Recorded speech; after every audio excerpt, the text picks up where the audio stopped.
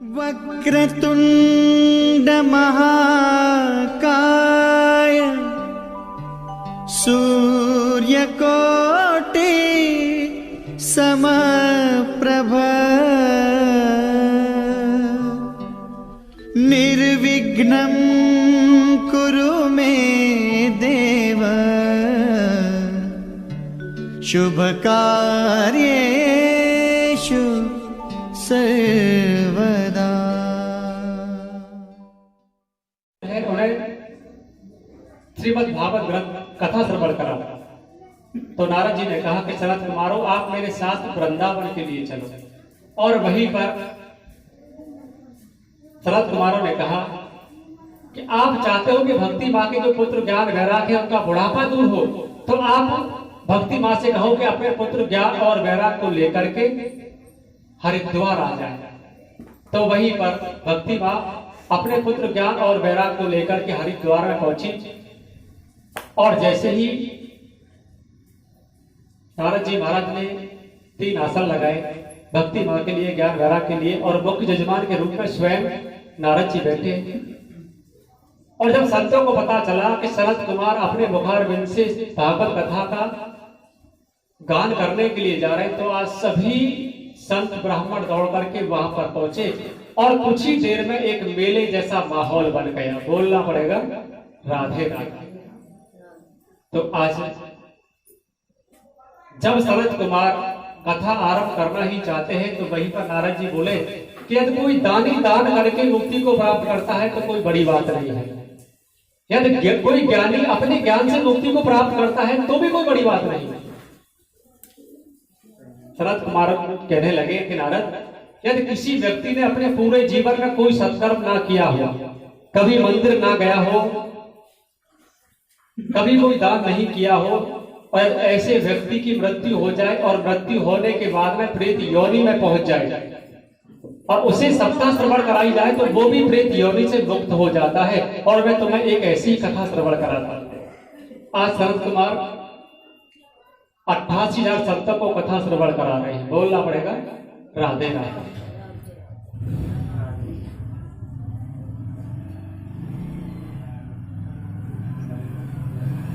सनत कुमार कहने लगे कि तब भद्रा नदी के किनारे एक सुंदर नगर है और उस नगर में एक ब्राह्मण निवास करता है और उस ब्राह्मण का नाम हुआ आत्मदेव।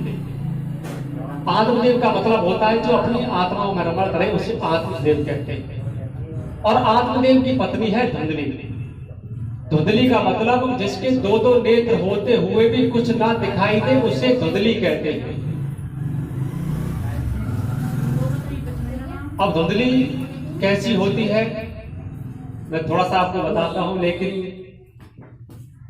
आप लोग मुझे देख करके सोचोगे कि मैं कैसी कैसी बातें करता हूं, लेकिन बोलना तो पड़ेगा। चाहे कथा को छूटते हुए निकलूं, लेकिन थोड़ा थोड़ा जरूर बोलूंगा। धुंधली का मतलब होता है कि जब तक पति देव घर पर हो तो पत्नी दोनों हाथों को जोड़ करके पति के सामने रहे, और पति देव घर से बाहर गए।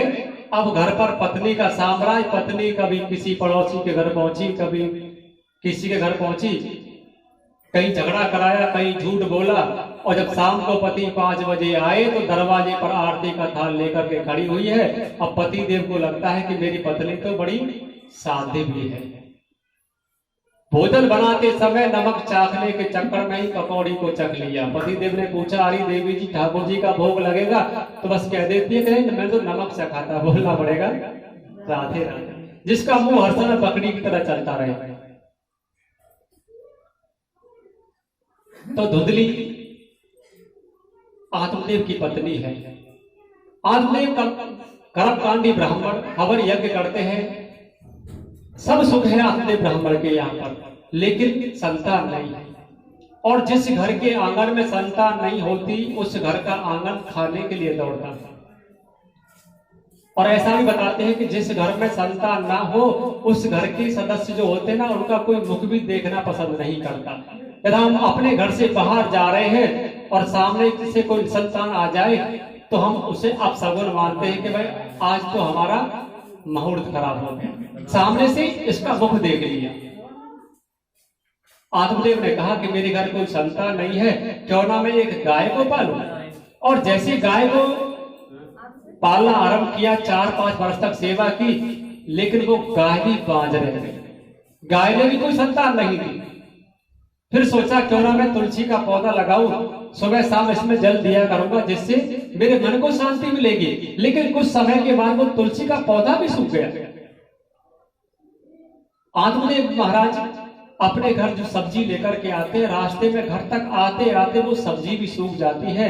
आत्मदेव ब्राह्मण के मन में ग्लानि हुई कि मैंने कोई पाप किया है, मेरे घर कोई संतान नहीं हुई थी तो मैंने गाय को पाला, वो गाय भी बांझ रह गई, तुलसी का पौधा लगाया वो भी सूख गई, और अब तो मैं सब्जी भी घर लेकर के आता हूं वो भी रास्ते में सूख जाती है। इसका मतलब मैंने बहुत बड़ा पाप किए।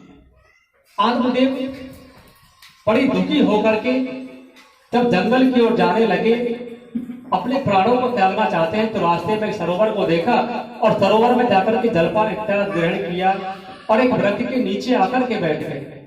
और उसके बाद में वहीं पर एक संत आए।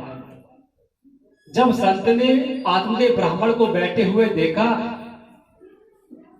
तो संत भगवान कहने लगे कि ये कोई विद्वान ब्राह्मण है, कर्मकांडी ब्राह्मण है, लेकिन इसके मुखार बिंद पर ये उदासी की रेखाएं क्यों है। तो आज संत भगवान कहने लगे, अरे ब्राह्मण देवता आप इतने उदास क्यों हैं। तो आत्मदेव ब्राह्मण ने कहा कि बाबा मेरे घर पर किसी बात की कोई कमी नहीं है, बहुत धन है, अच्छा वैभव है, लेकिन उस वैभव को भोगने वाला कोई संतान नहीं है, कम से कम एक संतान तो हो। संत ने कहा कि ब्राह्मण संतान से कभी किसी को सुख नहीं मिला, तो तुम्हें सुख क्या मिलेगा। आत्मदेव ब्राह्मण ने कहा कि बाबा संतान होने से नाम आगे बढ़ता है। संत ने कहा कि संतान के होने से कभी भी नाम आगे नहीं बढ़ता, और इसको आप प्रत्यक्ष देख भी रहे हो। अभी पिताजी की मृत्यु हो जाती है और पिताजी के 3 बेटे, तो तीनों बेटा तहसील में जाएंगे और जाकर के तहसीलदार से कहते हैं कि जो प्रॉपर्टी हमारे पिताजी के नाम पर थी, पिताजी का नाम काट करके आप हम तीनों भाइयों के नाम पर कर दो। अब बताओ नाम आगे बढ़ा या नाम कटा। भगवान संत भगवान कहने लगे कि भागवत जी में लिखा है कि भगवान के 24 अवतार हुए और 24 अवतारों में से 2 अवतार बड़े सर्वश्रेष्ठ हैं, जिनको हम दिन रात उनका गान करते हैं, भगवान राम अवतार और भगवान कृष्ण अवतार। भगवान राम ने, भगवान कृष्ण ने भी अपने माता पिता को कभी सुख नहीं दिया, क्योंकि दशरथ जी महाराज की जो मृत्यु हुई थी ना, वो भगवान राम के वियोग में हुई थी। भगवान कृष्ण मथुरा की जेलों में जन्म लिया, जन्म लेते ही गोकुल में पहुंचे और वहां पर अपनी लीलाएं की। 11 वर्ष 53 दिन तक गोकुल में रहे और उसके बाद मथुरा। उन्होंने भी अपने माता पिता को सुख नहीं दिया, तो तुम्हें संसार के ये पुत्र क्या सुख देंगे। जैसे सुना तो आत्मदेव ब्राह्मण कहने लगा, नहीं बाबा मुझे कम से कम एक पुत्र तो होना चाहिए, और आप मुझे पुत्र होने का आशीर्वाद दो, नहीं तो मैं तुम्हारे सामने अपने प्राणों को त्याग दूंगा और जो ब्रह्म हत्या का पाप लगेगा वो तुम्हारे सर पर लगेगा। संत के बार बार मना करने पर भी आत्मदेव नहीं माने। संत ने कहा कि ब्राह्मण आप नहीं मानते हो, तो आज संत ने अपनी झोली में से एक फल को निकाला, आत्मदेव ब्राह्मण को दिया और कहा कि इस फल को अपनी पत्नी को देना, जिससे तुम्हारी पत्नी गर्भवती हो जाएगी और तुम्हारे घर एक सुंदर से बालक का जन्म होगा। आत्मदेव ब्राह्मण उस बालक फल को लेकर के अपनी पत्नी के पास पहुंचे और अपनी पत्नी से कहा कि देखो देवी, आज रास्ते में मुझे एक संत मिले और संत ने मुझे ये फल दिया है और मुझसे कहा कि इस फल को अपनी पत्नी को देना, जिससे तुम्हारी पत्नी गर्भवती हो जाएगी, आप इस फल को ग्रहण कर लो। धुंधली कहने लगे कि देखो मेरे पति कितने अनजान है, किसी बाबा जी ने कोई फल दे दिया और मेरे पति कहते कि इस फल के खाने से मैं गर्भवती हो जाऊंगा। फिर सोचने लगी कि मैं इस फल को ग्रहण कर लूं, खा लूं, और कहीं मैं गर्भवती हो गई तो गर्भवती जब महिला होती है तो उनका उदर बढ़ता है और उन महिलाओं को बड़ा कष्ट सहन करना पड़ता है, और मैं किसी प्रकार का कोई भी कष्ट सहन नहीं करना चाहती हूं। और वहीं पर अपनी पड़ोसन को बुलाया और पड़ोसन से कहा कि बहन देखो मेरे पति ये फल लेकर के आए हैं और मुझसे कहा कि इस फल को आप ग्रहण करो जिससे कि आप गर्भवती हो जाओ। पड़ोसन कहने लगी, अरे धुंधली आप इस फल को क्यों खाती हो, आप इस फल को मत खाओ। धुंधली ने कहा कि कुछ समय के बाद जब मेरे पति मुझे पूछेंगे कि संतान क्यों नहीं हुई तो मैं क्या जवाब दूंगी। तो वहीं पर पड़ोसन ने कहा कि धुंधली मैं गर्भवती हूं और कुछ समय के बाद जब मुझे संतान होगी तो मैं अपनी संतान को तुम्हें चोरी से ला करके दे दूंगी और तुम अपने पति से कहना कि ये मेरी संतान है। अब धुंधली कहने लगी कि बहन तुम अपनी संतान को मुझे दे दोगी और मैं अपने पति से कहूंगी कि ये तो हमारी संतान है, लेकिन जो मेरे पति फल लेकर के आए हैं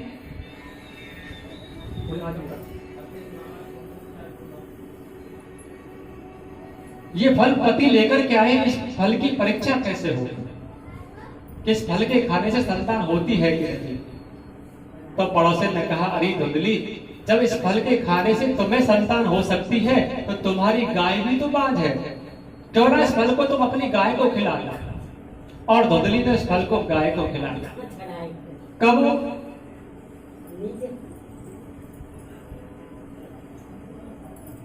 जब कुछ समय व्यतीत हुआ और कुछ समय के बाद जब पड़ोसन के यहाँ पर संतान हुई तो पड़ोसन अर्धरात्रि के समय आई, धुंधली को संतान को देकर के वहां से बहुत सारा धन लेकर के चली गई और धुंधली ने अपने पति से कह दिया कि ये हमारी संतान है। आज आत्मदेव ब्राह्मण बड़े प्रसन्न हुए हैं और आत्मदेव ब्राह्मण की यहाँ पर मंगलाचार गब रहे हैं। और उसके बाद आत्मदेव ब्राह्मण अपनी गाय को चारा डालने के लिए गए, जाकर के देखा तो गाय के पैरों में भी एक सुंदर सा बालक लेटा हुआ था। आत्मदेव ब्राह्मण ने बालक को अपनी गोद में उठाया। उस बालक का पूरा शरीर मनुष्य जैसा है, लेकिन जो कान है वो गाय जैसे है। अब आत्मदेव ब्राह्मण बालक को लेकर के अपनी पत्नी धुंधली के पास आए और अपनी पत्नी धुंधली से कहा कि देखो देवी, कहा तो हमारे घर संतान नहीं थी और आज तो हमारी गाय ने भी सुंदर सी बालक को जन्म दिया है, क्यों ना मैं किसी विद्वान ब्राह्मण को बुला करके इन दोनों बालकों का नामकरण कराऊं। धुंधली कहने लगी कि जब संतान मेरी है तो इसका नामकरण भी मैं करूंगी। मेरा नाम है धुंधली और मेरे पुत्र का नाम होगा धुंधकारी। आत्मदेव ब्राह्मण ने कहा कि जब तुम्हारे पुत्र का नाम तुमसे मिलता हुआ है तो ये तो गाय का पुत्र है, इसका नाम भी इसकी मां से मिलता हुआ होना चाहिए। तो आत्मदेव ब्राह्मण ने उस बालक का नामकरण किया और उस बालक का नाम गौकर्ण रखा। दोनों बालक धीरे धीरे जवान होने लगे। जो धुंधकारी है वो मदिरापान करने लगा, मांस भक्षण करने लगा, जुआ इत्यादि खेलने लगा। अपनी मां धुंधली के पास आता है और मां से धन लेकर के खूब जुआ खेलता। लेकिन जो गाय का पुत्र गौकर्ण पंडितों ज्ञानी धुंधकारी महाभला, जो गाय का पुत्र हुआ बहुत बड़ा विद्वान ब्राह्मण हुआ और धुंधकारी माखल हुआ। एक बार आत्मदेव ब्राह्मण अपनी कुटिया के दरवाजे पर बैठे हुए हैं और वहां उन्होंने देखा कहीं पर शराब की बोतलें पड़ी हुई हैं, कहीं हड्डियां पड़ी हुई हैं, कहीं मांस के टुकड़े पड़े हुए हैं। आत्मदेव ब्राह्मण कहने लगे कि जिस घर में 24 घंटे भगवान का कीर्तन होता था, आज उसी घर को नरक का अड्डा बना दिया। और संत ने सत्य कहा था कि ऐसी संतान ना होती तो अच्छा था। मैंने संत की बात को नहीं माना और वहीं पर गौकर्ण जी महाराज आए और गौकर्ण जी महाराज कहने लगे, पिताजी ये तो संसार है और संसार का मतलब होता है जो कभी भी समान ना रहता हो उसे संसार कहते हैं। गौकर्ण जी महाराज कहने लगे कि पिताजी आप इस कुटिया की चिंता को छोड़कर के वन में जाओ और भगवान का भजन करो। आत्मदेव ब्राह्मण वहां से सीधे वन की ओर चले गए।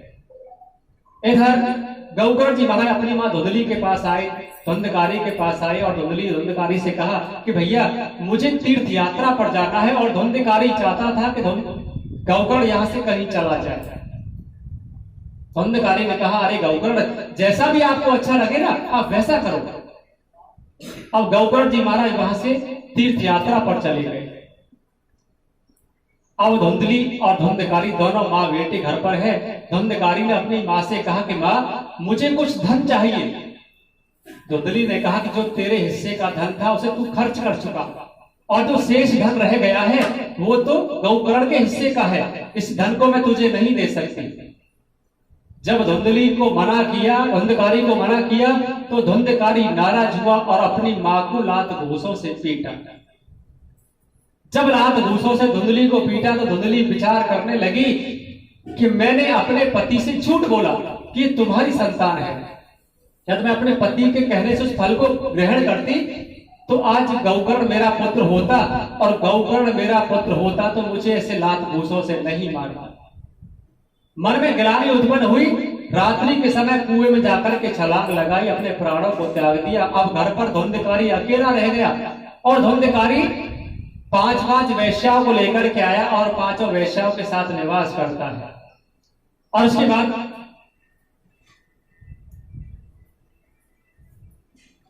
5 वेश्याओं ने धुंधकारी से कहा, रे धुंधकारी, जो तुम्हारे पास धन था ना वो धन समाप्त होने वाला है, आप धन की व्यवस्था करो। धुंधकारी कहने लगा, अरे देवियों आप चिंता मत करो, मैं धन की व्यवस्था अभी कर दूंगा। रात्रि का समय हुआ तो धुंधकारी रात्रि के समय नगर में गया और बहुत सारा धन चुरा करके 5 वेश्याओं के सामने ला करके डाल दिया। जब 5 वेश्याओं ने देखा कि धुंधकारी ने आज चोरी की है, आज नहीं तो कल ये पकड़ा जाएगा, इसको तो फांसी होगी लेकिन सजा हमको भी होगी, तो आज 5 वेश्याओं ने धुंधकारी जब पलंग पर सो रहा था तो पहले 5 वेश्याओं ने धुंधकारी को पलंग से बांधा और गला दबा करके मारना चाहते, लेकिन धुंधकारी नहीं मरा। वहीं पर जलती हुई लकड़ी को उठाया और धुंधकारी के मुख में डाल दिया, और धुंधकारी तड़प तड़प करके मृत्यु को प्राप्त हो गया, प्रेत योनि में पहुंच गया। और प्रेत योनि ऐसी योनि होती है जो बड़ा कष्टमयी जीवन होता है, ना कुछ खाने के लिए मिलता, ना पीने के लिए मिलता, ना बैठ सकता है, ना सो सकता है, ना चल सकता है, ना फिर सकता है, बड़ा कष्टमयी जीवन होता है प्रेत योनि।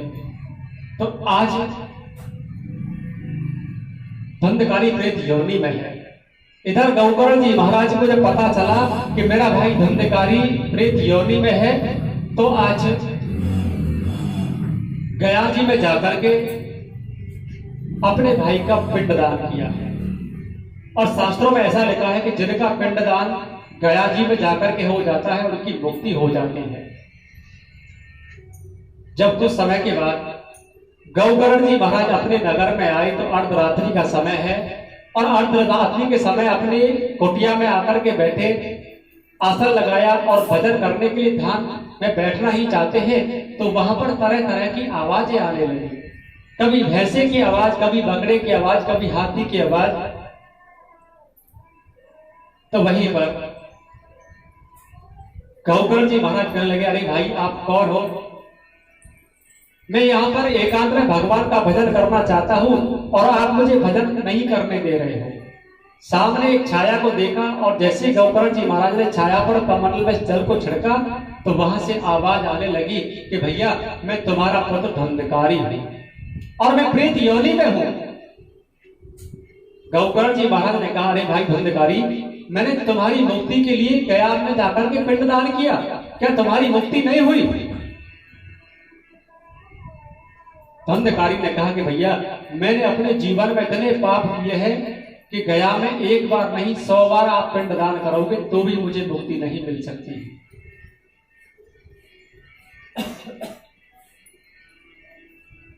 तो गौकर्ण जी महाराज कहने लगे, धुंधकारी अभी तुम अपने स्थान पर जाओ और मैं तुम्हारी मुक्ति का कोई ना कोई उपाय जरूर करूंगा। तो वहीं पर धुंधकारी वहां से चला गया। जब सुबह हुई तो सभी नगरवासी गौकर्ण जी महाराज से मिलने के लिए आए, और गौकर्ण जी महाराज ने सभी नगरवासियों से कहा कि मेरा भाई धुंधकारी प्रेत योनि में है, मुझे क्या करना चाहिए? गौकर्ण जी महाराज ने अपने गुरु सूर्य भगवान को याद किया और सूर्य भगवान ने कहा कि आप अपने भाई धुंधकारी को प्रेत योनि से मुक्त करना चाहते हो तो आप सप्ताह श्रवण करा, सुनो भागवत संत सुजाना और जन्म मरण से पिंड छुड़ाना।